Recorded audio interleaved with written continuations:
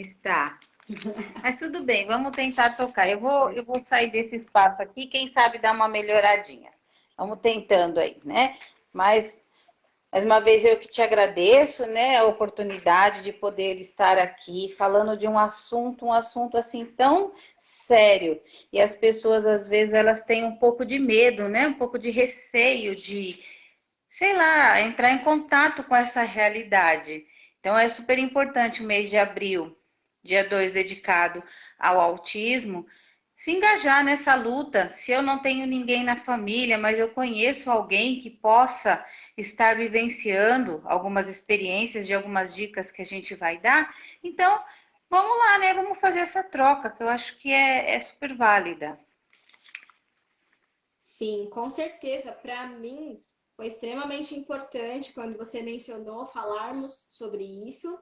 Eu sou uma das pessoas que não convive com um autista, nem na família, nem alguém tão próximo.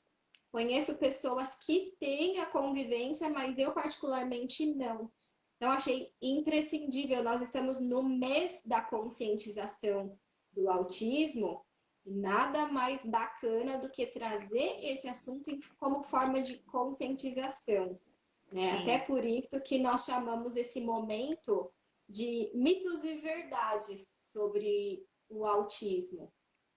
Eu sou uma das pessoas que tem muitas dúvidas, talvez em como lidar, como poder amenizar para um autista ou um acompanhante, um familiar.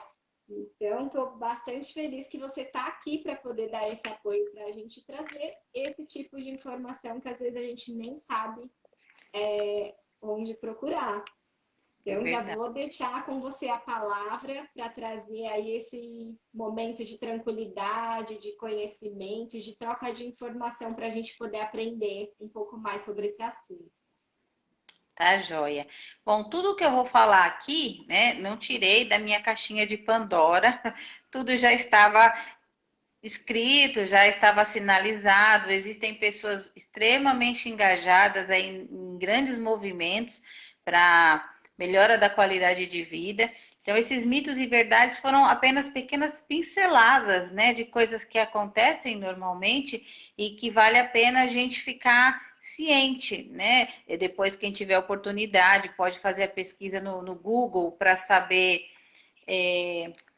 artistas que possuem, né? Hoje nós estamos vendo até o The Doctor, The Good Doctor, que ele faz o papel de um autista. Então, até onde ele pode chegar, né? Até onde a gente der oportunidade, até onde a família puder levá-lo, puder estimulá-lo. O céu é o limite. Então, é importante que a gente saiba algumas coisinhas assim para poder dar esse suporte que você está falando, né? Então Tem vamos coisas lá. que parecem que são básicas e a gente não sabe. Eu, por exemplo, não sei muitas coisas que eu vou aprender hoje aqui com você, coisas muito simples que muita gente tem dúvida, então espero que possa ajudar todo mundo aí, depois as pessoas possam compartilhar também. Sim, Vamos sim, é lá. super importante. É uma troca de figurinhas. Então, nós não estamos aqui, eu e você, simplesmente porque a gente resolveu brincar, né? Brincar de casinha. Eu quero ver o que você tem de novidade, eu te mostro as minhas novidades. A gente está aqui realmente para fazer crescer essa rede, para que a gente possa estar divulgando falas onde outras pessoas se reconheçam e isso cresça, né? Porque conhecimento nunca é demais. Então, se você sabe de uma coisa, por que não compartilhar? Por que não fazer com que chegue no outro, não como um telefone sem fio, que é o que acontece muito, né? Mas de uma Sim. forma clara e objetiva, né? Então vamos lá, eu preparei algumas Vamos lá. perguntinhas aqui de mitos e verdades, que é mais ou menos para a gente ter um norte, tá? Uma coisa que é muito comum: autismo é uma doença? Tem cura? Né? Tá aí uma incógnita, né? As pessoas acham que o autista ele é doente. Não, o autismo não é uma doença. E não sendo uma doença, não pode ter cura. né? Então, como que a gente vai avaliar? O autista, ele não é um deficiente intelectual, né? Ele não traz esses tipos de traços, tá? Então, o que que acontece? É um distúrbio neurobiológico, né? Então, eu não vou entrar nesse mérito porque vai falar de sinapses e coisas assim, realmente mais técnicas, né? Mas é ali aquela disfunção que não permite que ele seja, que ele entenda o mundo exatamente como nós entendemos. Isso não significa que ele não entenda o mundo, mas ele tem aí um comprometimento, então, que faz com que ele veja de uma outra maneira, tá? Que mais? Ele é uma condição que acompanha o indivíduo a vida toda. Então, a gente tem que fazer essa adaptação para que a gente possa trabalhar com ele de uma forma boa. Praticamente, Kátia, nessa questão da adaptação, acho que de uma forma muito simples para quem é leigo como eu no assunto, é uma forma de amenizar, né, de confortar alguma outra dificuldade que o autista tenha, e aí os seus familiares, as pessoas que estão no entorno, aqueles que estão mais próximos. É até interessante porque às vezes a gente se depara com um autista e aí nem todo mundo está preparado para uma ou outra situação, não sabe como agir, como lida, se interage, se não interage. Eu acredito que já seja aí as próximas questões do mitos e Sim, verdades, né? porque Deixa ele não eu é. só criar uma expectativa que esses mitos e verdades eles são imprescindíveis, mas deixa eu aproveitar e desejar as boas-vindas para quem está chegando aí. Muito boa tarde, viu, pessoal? Tô feliz de ver vocês chegando. Compartilhem essa live para que esse assunto possa chegar a mais pessoas. Boa tarde, mãe, que está aí sempre presente nas lives, a dona Cleide, Matheus, Felipe Mendes, Eduardo da Fonte. Boa tarde, seja muito bem-vindo, viu? Feliz de ver todos vocês aqui. Deixa eu devolver a palavra para a Kátia, que é ela que vem trazer toda a informação hoje. Não, que bom, né? Que bom que tem pessoas entrando e espero que faça sentido, né? Esse papo de hoje faça sentido para muita gente. Outra coisa que também é bacana, né? A pergunta é: todos os autistas são iguais? Mito ou verdade? É, claro que não, né? É um mito. Se ninguém é igual a ninguém, nem os dedos da mão da gente, um não é igual ao outro, que dirá de pessoa para pessoa. Né?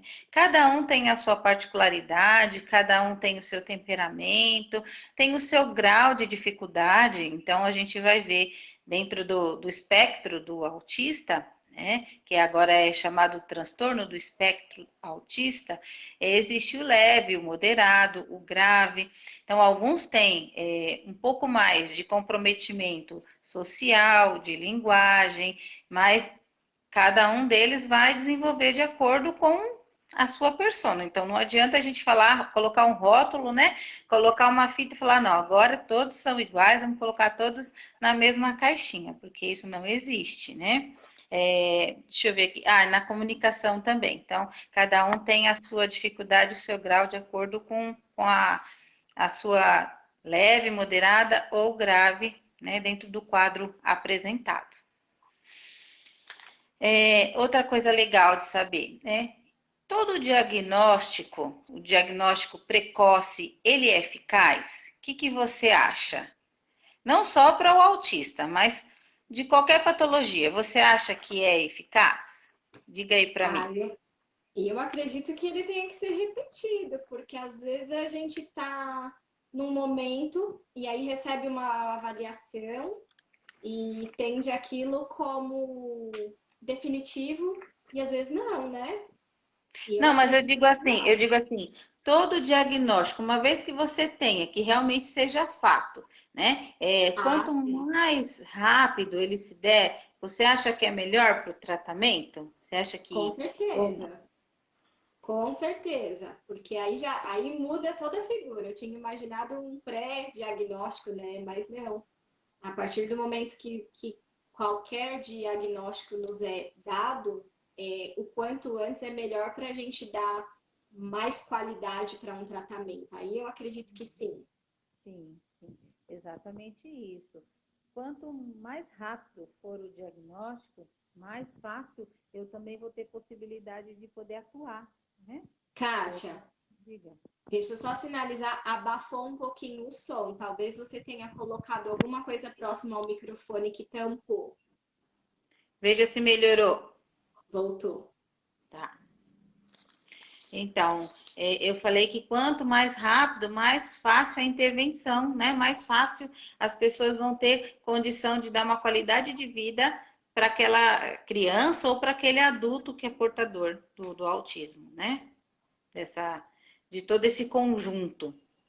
Isso é muito importante, assim, é uma dúvida que as pessoas têm, não vou dizer nem enquanto sociedade, porque é muita gente envolvida, mas para mim é curioso, porque pouco se falava do autismo de uma forma tão aberta como nos últimos anos, né? Não sei se historicamente isso era um tabu ou não, mas hoje fala-se muito mais também sobre o autismo infantil e o autismo no adulto, porque algumas pessoas conviveram com a condição de autista e nem sabiam, descobriram tardiamente.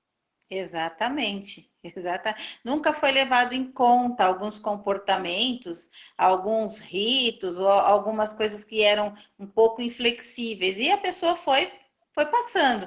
Antigamente, sim, existia todo esse tabu, as crianças elas eram escondidas, né? Então, assim como na síndrome de Down, no início, deixa em casa, então não tinha direito aí a ter algo social, não tinha direito a uma vida fora, né, das quatro paredes da sua casa. Então, por um bom tempo aconteceu sim, mas hoje graças a Deus, né? As leis, muitas são tortas, mas muitas são corretíssimas. E existem muitas leis que amparam as pessoas que possuem o espectro autista. Recentemente, eu não sei, as pessoas que pegam condução, trem, metrô, ônibus, podem verificar que naquela partezinha onde tem lá assento preferencial para o idoso, para a gestante, para o obeso, eles colocaram o símbolo do autista. Então, ali também Sim. está garantido, né? Para que ele não sofra, de repente, fique agitado e tenha que passar a catraca. Então, muitos benefícios foram conseguidos, mas eu acredito que muitos ainda precisam ser conquistados, né? Temos aí o Marcos Mion, que possui um filho autista e ele é assim ferrenho, ele luta mesmo pelos direitos, contra toda e qualquer discriminação. Então, precisamos de pessoas assim, né? De pessoas que acreditem, que façam a diferença na sociedade, né? Eu tinha até marcado aqui os números de leis, mas acho que isso nem vai envolver, nem vem ao caso, mas só para saber que existem leis que hoje protegem, amparam e tentam chegar, o paciente chegar muito mais próximo do que é real. Ele tem que ter uma Sim. condição de sociedade, ele precisa estudar na escola regular como os outros, né? Ele tem os mesmos direitos, mas por muitas vezes ele foi tirado, né, desse direito de poder usufruir. Ele tem e pode. Eu conheço pessoas que possuem filhos, né, que têm o autismo e o quanto essas pessoas elas conseguem ter uma força que a gente sabe que não é delas, para Sim. poder buscar, sim, para poder dar dignidade, sim, para poder fazer valer o direito de entrar e sair aonde a criança quiser. Então, acho que nós só temos a ganhar aprendendo com essas pessoas, né? Isso para mim, Kátia, eu não sei nem se é a palavra correta, mas eu digo que é intrigante, porque às vezes as pessoas têm dúvida de se deve interagir com o autista. Às vezes a gente nem percebe se uma criança ou alguém que está do nosso lado ali é autista ou não.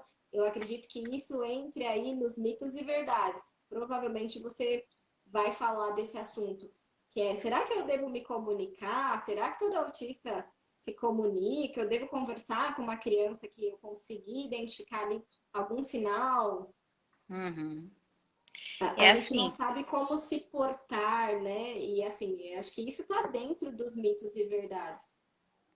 sim, todo autista, eles têm a sua linguagem, sim, o mais leve e o moderado, eles se comunicam perfeitamente com a linguagem oral, mas os outros, eles se comunicam pela linguagem visual, né? Eles têm o visual para te mostrar que eles precisam de alguma coisa, pelo corporal. E como que a gente deve agir, Araceli? A gente deve agir da forma normal, né? A gente não deve ignorar, a gente não deve dar as costas, né? O que é preciso fazer é assim, eles não entendem como a gente, por exemplo, uma piada, você conversar com ele sobre uma metáfora, eles não conseguem acompanhar esse tipo de raciocínio. Então, a gente tem que aprender a conversar com eles também de uma forma objetiva, né? Sem muitos Sim. rodeios, mas falar, tratar, fazer tudo normal, né? Não existe medo, não, eles não são, como que eu posso dizer, causadores de receio, né? Eles estão ali e eles querem ter o espaço e estão tendo agora mais do que nunca, né? Então, não precisa ter Sim. medo. Agora, se tiver numa crise, se tiver, né, esperneando, o que eu vou fazer? Eu vou esperar ele acalmar. Não vou sair agarrando, não vou sair puxando, né? Eu vou esperar ele acalmar e depois eu vou conversar. É assim que a gente tem que proceder, né? Porque se você tentar contê-lo num momento que ele está extremamente, né, nervoso, você pode se machucar e pode machucar ele também, né? Então, Alguma cada. agitação, né, que a gente se depare. Uma coisa interessante que eu tento entender um pouco mais, caso eu tenha que lidar com alguma situação assim mais específica, é como você mencionou e eu tinha falado um pouquinho lá no começo também dessa questão do como lidar na questão dos mitos e verdades. A gente nunca pode, sem saber o grau, não sei se a palavra correta é de dificuldade de um autista ou de algo que ele tenha mais dificuldade para fazer, praticamente, eu não sei se fica uma comparação boa. Quando a gente está conversando com alguém que é gago, e aí a gente quer antecipar a resposta dele. Pelo que eu Uhum. entendo, um autista ele pode sim apresentar uma lentidão para externalizar um raciocínio, para externalizar uma resposta. Então, por exemplo, eu estou no elevador, e ali eu vejo uma criancinha, oi, como que é o seu nome? Ele pode demorar um pouquinho mais para responder, mas ele sabe o nome dele. E aí entra alguém, um acompanhante familiar, e já diz, ele chama João. E não deu tempo daquela criança poder responder. E isso é uma questão toda de adaptação no meio familiar, no meio do convívio ali daquela criança, para que praticamente todos os dias alguém pergunta o nome de uma criança em algum local, né? E ela vai se adaptando a isso. Então, mas eu não diria que talvez fosse dessa forma, porque numa criança de 3, 4, 5 anos, que a gente poderia classificá-la como normal, atípica, né? Ela também poderia não querer falar o seu nome, eu não te conheço. Então, Sim, não está escrito, é uma das outras perguntas que a gente vai falar sobre mito e verdade, né? Porque não está escrito na testa de ninguém que eu tenho isso ou aquilo, né? sim, Por exemplo, eu tenho um problema de fígado, não está escrito aqui na testa, né? Sou, né, coração, sou cardiopata.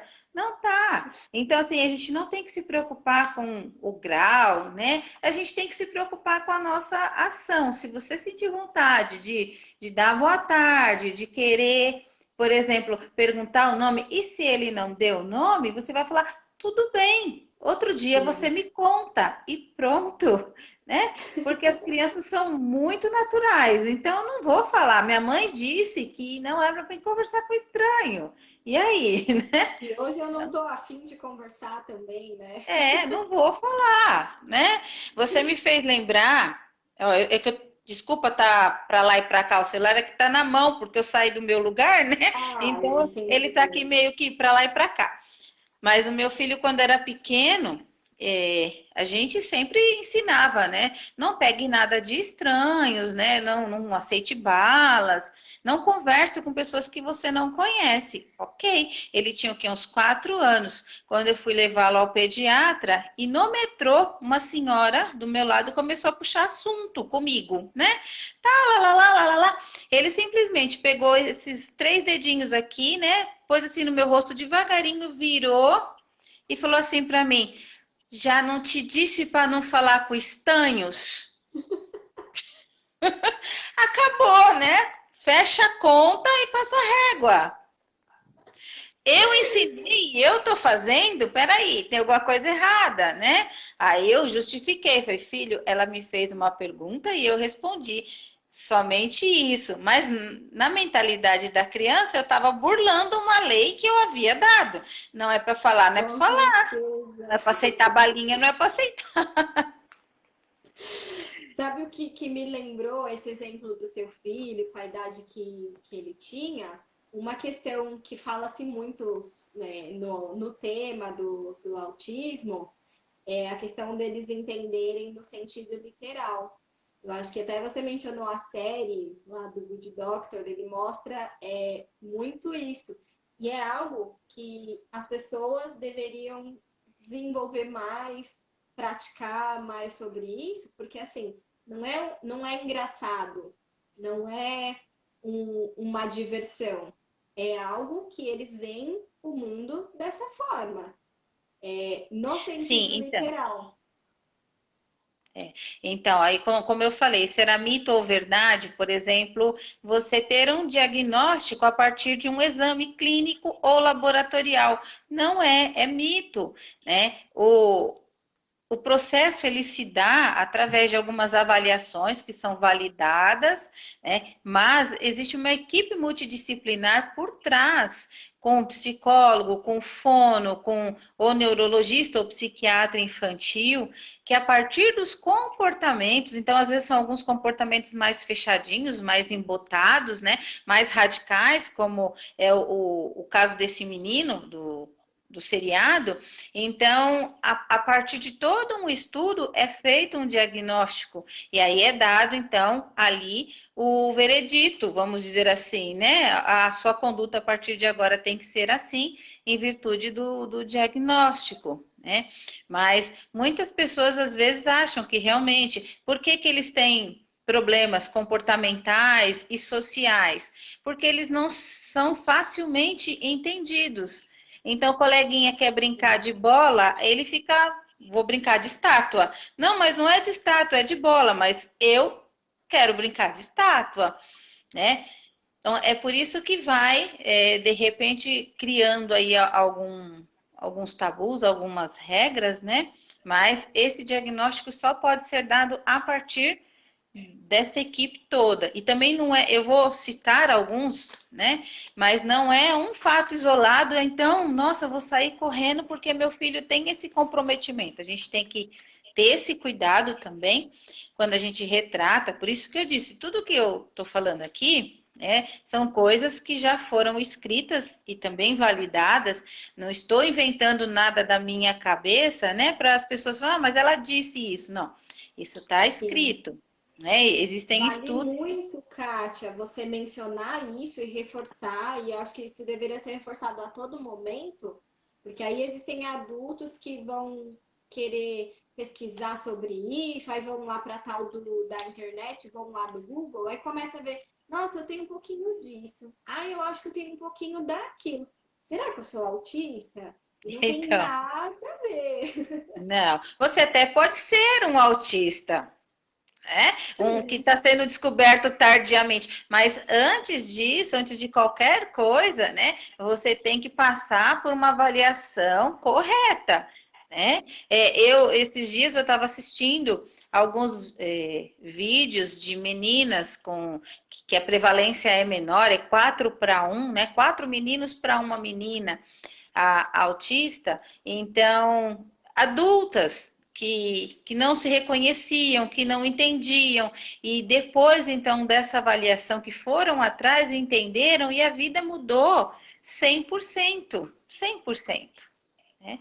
Então, assim, a gente tem que ter o tratamento adequado para tudo, né? Eu não vou tomar, por exemplo, o antigripal se eu tô com um nervo ciático inflamado. Não faz sentido, né?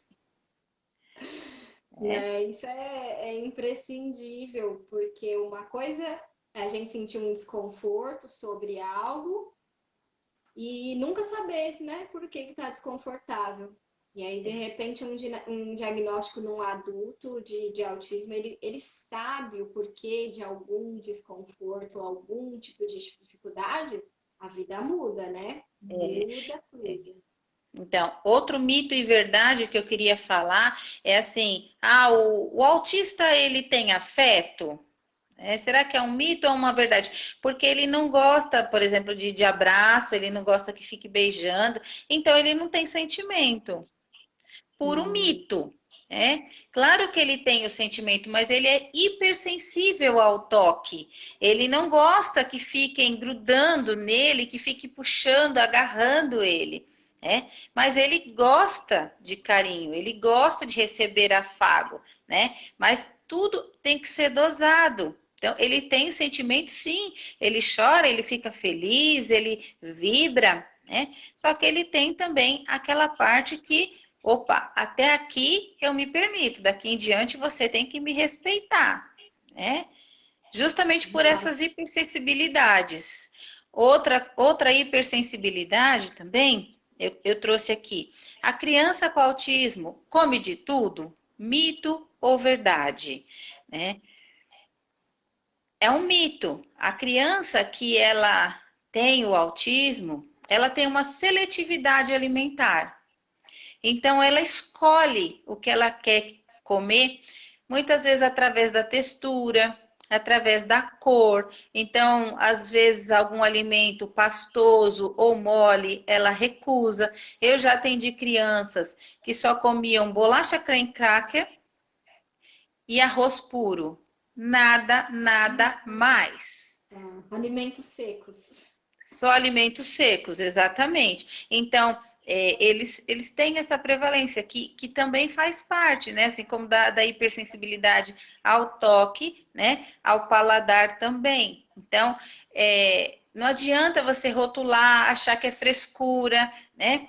Porque quando era pequeno comia de tudo, agora tem frescura, agora só quer se for bolacha tal e tira o recheio. É para ficar atento junto com outros tantos comportamentos, né? Porque não é só esse recortezinho, mas a criança com autismo, ela faz essa seletividade, né? Então, a gente tem que... E é um detalhe, tem um detalhe que é muito difícil. Sim, sim, porque dependendo da faixa etária, eles são assim, eles começam a mudar gosto, sabor, né? Então, tem aquelas crianças que gostam só de coisas picantes, tem aquelas crianças que gostam só de frutas ácidas, né? Que despreza tudo que é verde, ou a temperatura. Eu só como se for frio, eu não como se tiver em temperatura amena. Nossa, é muito detalhe, muito Muito detalhe. detalhe. Deixa eu ver o que mais aqui. Mito ou verdade, né? Que as crianças autistas elas têm aversão a barulho. Barulho, sons altos. É verdade. Mais uma vez entrando a hipersensibilidade auditiva. Então, carro de som, cachorro latindo, carnaval. Quantas crianças se enfiam embaixo da cama, colocam a mãozinha nos ouvidos, porque aquilo irrita. É como se tivesse alguém com aquelas buzinas bem no seu ouvido, né? Então, a criança, ela não dá conta. Também é uma coisa para a gente ficar atenta. Às vezes a casa é toda bagunçada. barulhenta, gosta de escutar música no último volume e aquilo incomoda a criança, né? Nossa, muito detalhe nesse mitos e verdades. Outra coisa que eu queria trazer aqui para vocês também, né? Se é possível reconhecer uma criança que às vezes ela possui o transtorno do espectro autista só na escola, só na idade escolar. Então você foi levando, né? Deixou para lá se ele queria comer só essas coisas, você deixou para lá se ele não queria te dar um abraço, você deixou para lá se de repente ele não gosta de se socializar, né? E lá na escola, agora é a função do professor descobrir se aquilo é fato ou não, né? Não. O diagnóstico, para se ter um bom diagnóstico, a primeira infância, ela é a mais importante. Então, até os 3 aninhos, fazer estas observações são de vital importância, de vital importância. Então, cada marco do desenvolvimento, ele traz, né, aquilo que é possível ser atingido, aquilo que está um pouco fora ali da curva, né? Então, eu até marquei aqui para não esquecer, né? Falta de contato visual, assim, nos 6 meses. A criança fica muito tempo lá no berço, mas ela não se importa de ficar ali no berço. Ela tá ali tranquila, brincando com alguma coisa, ou então simplesmente parada, ela não te dá os bracinhos para, tipo, quero sair daqui, né? Então, ela não tem essa interação com o mundo externo, tá tudo muito bom, então a gente tem que começar a prestar atenção, porque com 6 anos, 6 meses, aliás, ela já se vira, já fica ali sentadinha, né? E aí, qualquer movimento ela quer sair, ela quer fazer bagunça, né? Então, estar muito quietinho ali é o motivo da gente ficar um pouco na linha da observação, né? Ficar mais atento. Sim. Atraso psicomotor, então, de repente, ela tem um pouco mais de dificuldade para ficar de pé, para poder engatinhar, para poder dar os seus primeiros passinhos, né? Eu digo assim, é muito mais lentificado que os demais da faixa etária dela, né? Mais. Ela, com 9 meses, ela não tem o poder de estar imitando o que o adulto está fazendo, ela não balbucia uma ou outra letrinha, né? Um ba, um pá. Então, as sílabas não aparecem nesse momento.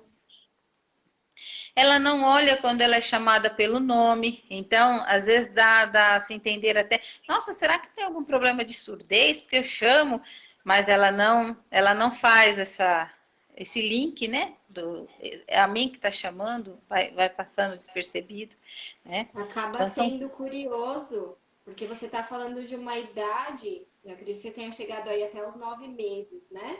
Isso, A criança ela ainda não tem aquele poder de escolha do que a gente comentou um pouquinho lá atrás, né? Uma criança no elevador. Vai ter dia que ela vai estar afim de falar e vai ter dia que ela não vai estar afim de conversar. Ou a mãe dela, alguém disse não fale com estranhos.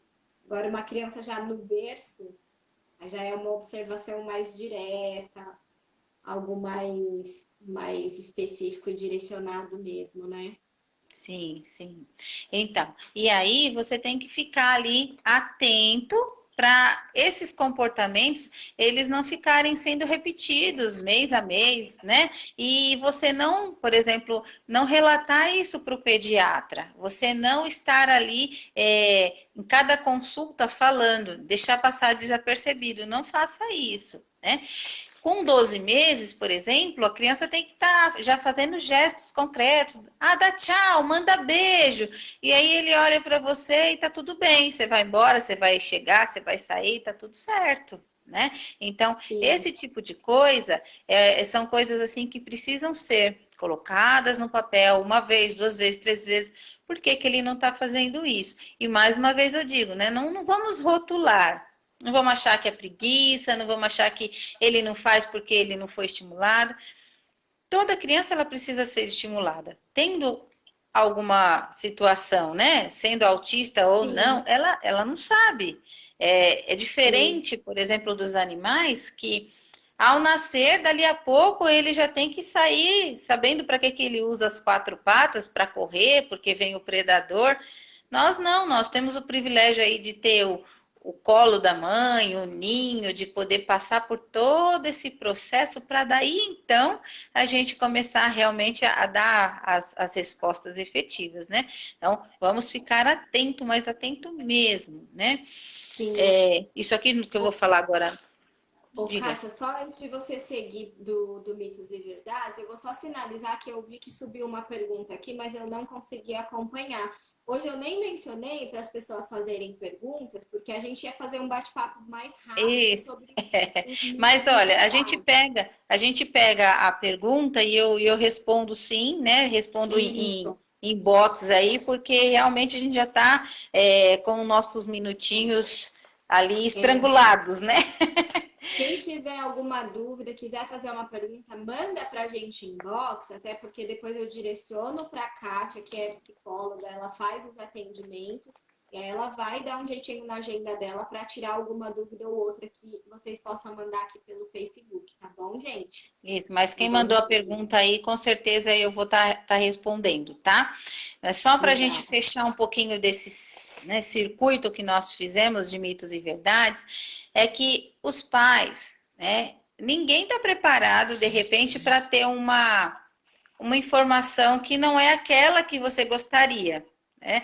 Então, quando eles recebem um laudo, um diagnóstico, dizendo, meu filho não é doente, mas ele tem uma condição que vai ficar com ele e comigo para a vida, né?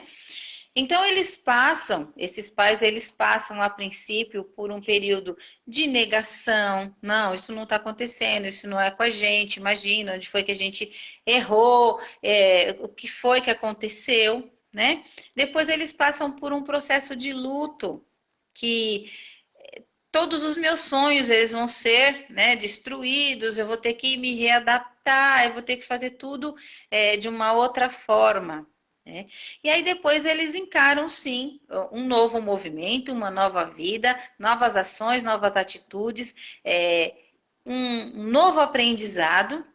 Então, se meu filho não aprende desse jeito, eu vou de A a Z, vou procurar qual é o melhor meio, mas ele vai aprender. O estímulo, ele é a alma do negócio. Então, de repente ele está irritado com isso, com aquilo. Se você tiver em contato com profissionais capacitados, profissionais da saúde que estão desempenhando aquele papel, acontece que a gente, por ser pessoas, já somos muito ansiosos. Então, a gente quer resposta para ontem, né? Eu coloquei a colher na frente dele, mas ele, né, botou na cabeça. Então, assim, existe um passo a passo, existe um condicionamento que a gente vai fazendo e que a criança vai se adaptando, né? E vai aprendendo e vai te dando essas respostas, né? Tanto na parte da Legal. fala, como na parte comportamental, quando ele chegar na escola, né? Quando ele tiver que dividir o espaço com outros amiguinhos. Tem aqueles que são mais assim metódicos, que são mais severos e que realmente eles não conseguem ter uma ação comportamental junto com os demais, mas ele aprende tanto quanto. Só que ele não se identifica com aqueles comportamentos ali, dos colegas, de correr, de pular, mas ele está ali, ele está interagindo de uma outra forma. Então, fazer essa diferença na vida dessas crianças é, assim, de suma importância. Com relação aos adultos, se você trabalhou bem na infância, você não vai ter problema enquanto adulto, né? Se esse adulto não sabe, mas se esse adulto sente que ele é diferente em algum momento, que algumas coisas não se encaixam, também vá buscar um suporte, vá buscar uma ajuda, né? Para que realmente a sua vida seja renovada. Então, eu acho que a lição que eu quero deixar hoje é que a gente não cruze os braços, né? Não ache que porque eu tenho uma criança com um autismo na minha casa, que ele vai ser limitado simplesmente a B ou C. Não, ele pode muito. Ele tem plenas capacidades, condição de realmente desbravar o mundo, mas depende de quem está do lado, né? Depende dos pais estarem ali. E olha, Araceli, infelizmente, eu falo isso com o coração partido, mas ainda existem alguns pais, né? Eu digo o homem, que acaba abandonando a esposa porque o filho tem algum problema, seja o autismo, seja uma síndrome de Down, tipo, eu não tenho nada a ver com isso, eu vou te dar a pensão e você se vira. E não é assim, né? Nossa.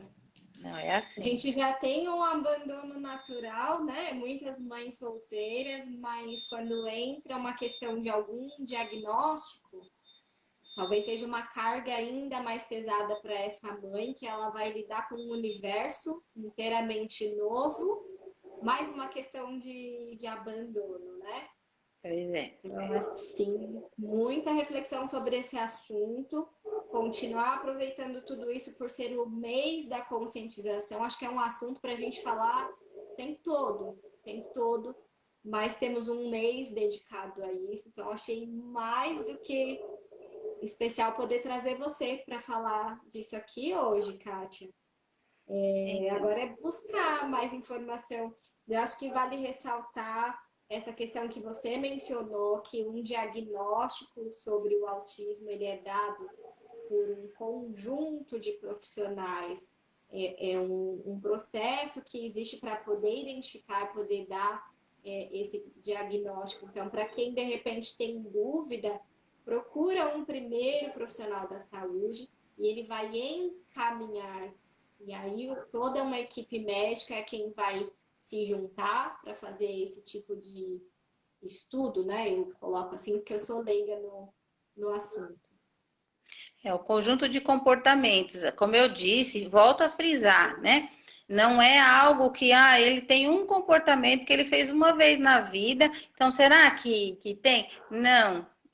Então, até os 3 anos, é momento de fazermos aí todo todo esse acompanhamento comportamental, fazer essas trocas com esses profissionais. Então, se ele tem 2, 3, 4 desses itens que eu coloquei aqui, né, é sinal de que eu preciso estar mais atento, né? Uhum. Eu não sei, mas eu sei que de repente ele não está interagindo dentro da faixa etária dele como ele deveria. Então, eu vou procurar nas consultas, eu vou mencionar, porque o médico também não tem bola de cristal.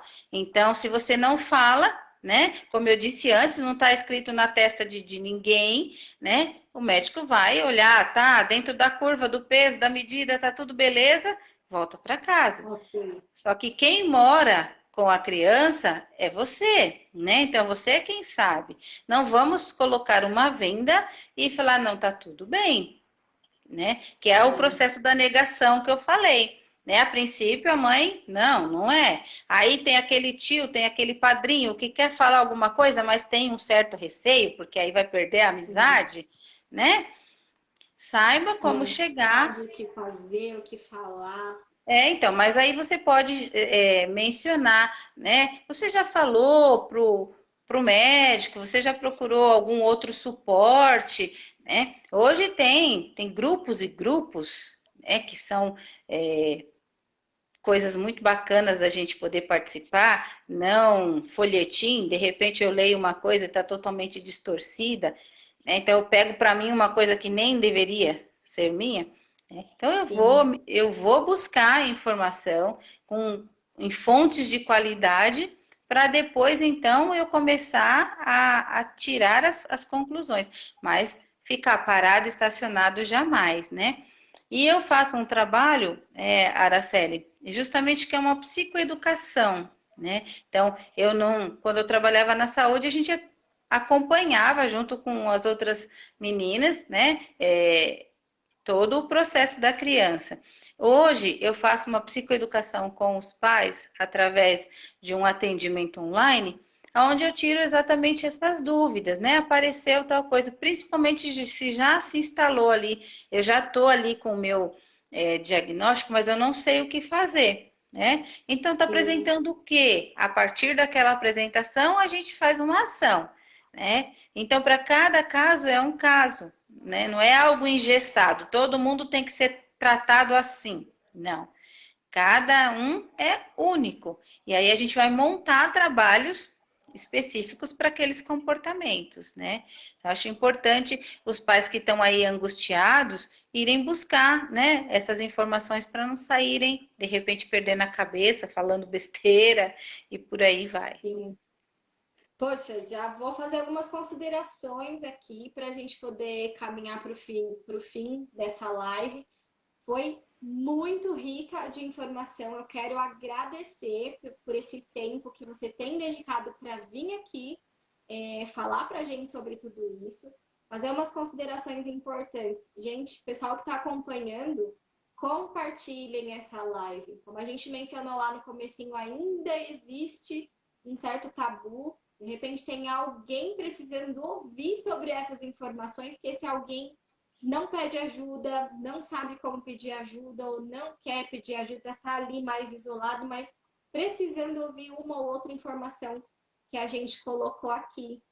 E aí, Kátia, eu quero mencionar também a questão do seu atendimento, porque às vezes as pessoas têm a dúvida, já sabem ali que podem pedir ajuda, mas quero reforçar, gente, a Kátia, ela é psicóloga comportamental e familiar. Então, às vezes, para aqueles que já deram um próximo passo ali, já conseguem falar sobre isso, já dividiram com algum outro familiar alguma situação ou outra, mas não sabem como prosseguir. Às vezes as pessoas, agora em tempos de pandemia também, vamos falar da questão financeira, vai marcar um atendimento individual, acredita que não tem a possibilidade de dar uma continuidade, então aproveitar essa questão que a Kátia trouxe, a possibilidade de um atendimento familiar. Então, para quem já tem alguém que dividiu um assunto ou outro e estão em dúvida, entrem em contato, sejam orientados, marquem um atendimento com a Kátia, que é ela quem dá esse suporte, né? Isso, assim, por ser online, então você pode ter uma, duas, três, quatro pessoas que lidam com aquela criança todos os dias, né? E pegar todas as informações e tirar dúvidas. Então, em um atendimento, que, por exemplo, só a mãe ou só o pai poderia estar indo, em virtude da disponibilidade, né? Pode-se reunir mais pessoas e a gente conversa sobre as dúvidas em um único atendimento, numa única consulta. Então, essa questão aí de valores acaba caindo bastante, né? Porque se fosse fazer 4 atendimentos, né? Então, em um atendimento você atende várias pessoas para tirar essas dúvidas. Ótimo. Gente, fantástico, né? Assim, a Kátia vem trazendo muitas soluções assim em questão de informações. Eu acho que tem me ajudado bastante, pode ajudar mais pessoas. Vocês podem fazer perguntas aqui na minha página que vocês estão acompanhando. Podem entrar lá na página da Kátia Cardoso Frias. É assim que vocês encontram a Kátia no Facebook. É Kátia com K. E eu vou pedir só para ela mencionar o telefone dela, que é um atendimento que ela até prefere, que é pelo WhatsApp, porque ela está sempre em atendimento, ela faz algumas pausas para fazer esse bate-papo comigo, então ela não tem como ficar nas redes sociais, vendo quem está precisando ou não. Quem quiser um contato direto com ela, eu já vou pedir para ela passar esse contato, depois eu coloco lá na descrição para reforçar. Tá, joia. É bem isso mesmo. Às vezes a pessoa vai achar que a gente deixou para lá, mas é porque realmente eu não consigo fazer esse acompanhamento, né?